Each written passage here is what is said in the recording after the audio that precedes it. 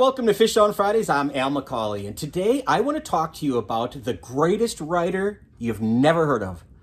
I'm talking about a guy named G.K. Chesterton. G.K. is short for Gilbert Keith, but G.K. Chesterton is his name. He was born in 1874, and he's going to die in 1936, but boy, what an impact, a profound impact he had, not just on the church, but on the world.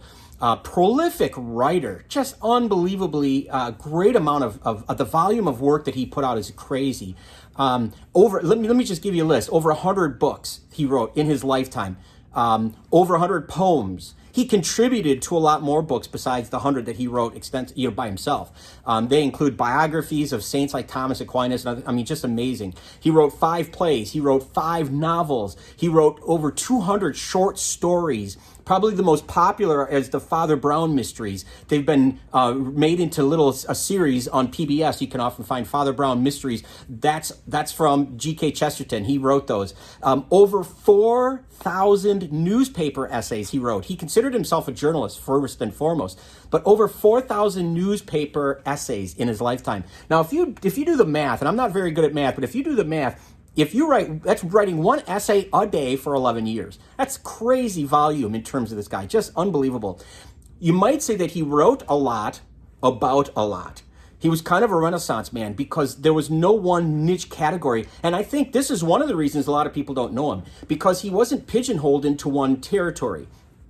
He wrote about history. He wrote about social criticism and commentary. He wrote about economics. He wrote about philosophy and theology. He wrote about all kinds of different things that were going on in his day. And the writings are timeless. You can read them now, and they have so much, they mean so much and are so relevant today, as much as they were when he was writing them in the early part of the 20th century, when you think about it. His humility really shows forth in his writing. He wrote with great humility, and great respect for whoever he was writing about. He often used great wit, and he was known for his common sense. But the guy was, first and foremost, he was a man of the people. He was just a common guy.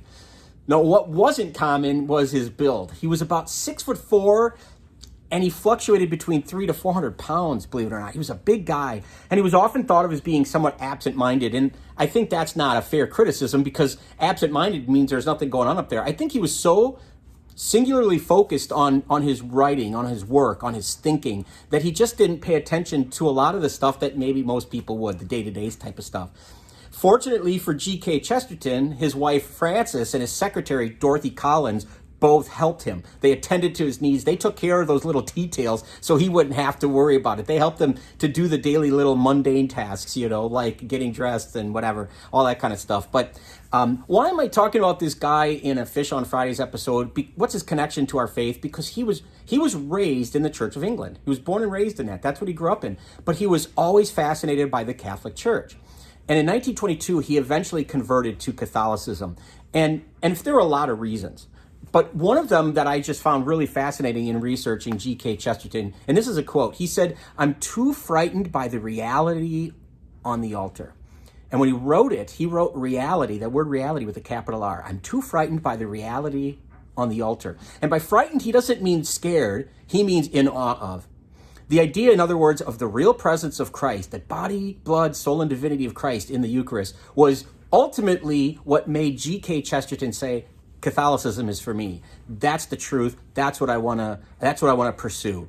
And because of that, he became a great defender of the faith. He wrote, like I said, all of the things he wrote, so many of them are in defense of Catholicism, to point people to that.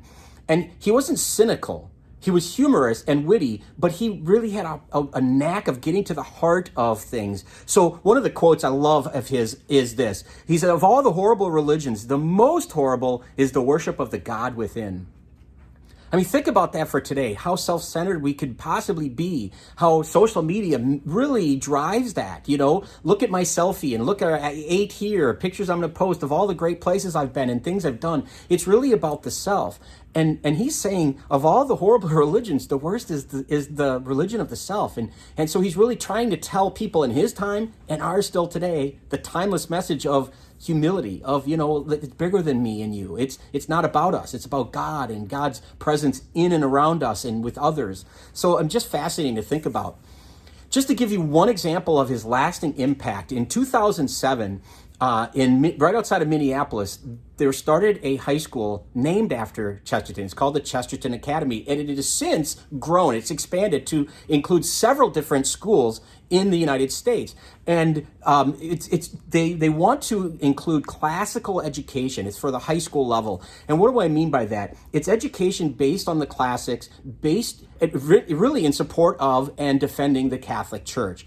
And they wanted to make it affordable. And so starting in 2007, like I said, it's grown to several schools in and around different states.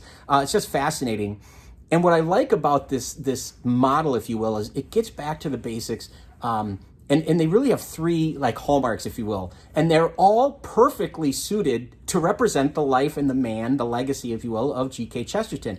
You know, the idea of that, the incarnation, we're going to see everything through the lens of Christ and his blessing of humanity by virtue of him becoming one of us, the incarnation. The second one is that everything they do in terms of education there is to emphasize truth and goodness and beauty.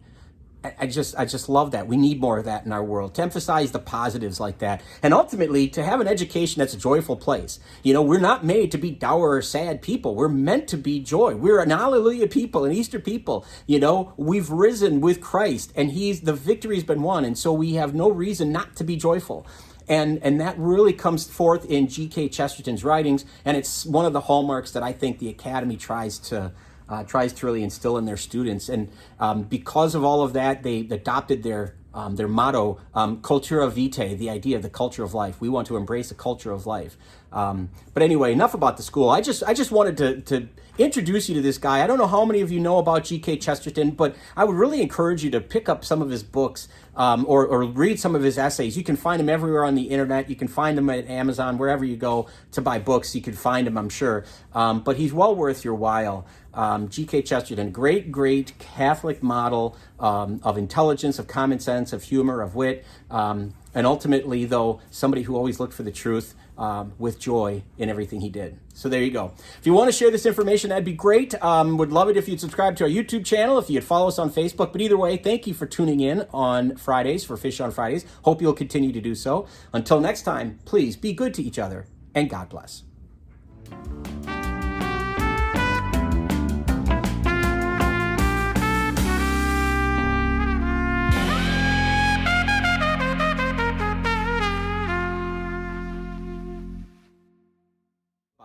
The greatest writer you've never heard of. I'm talking about a guy.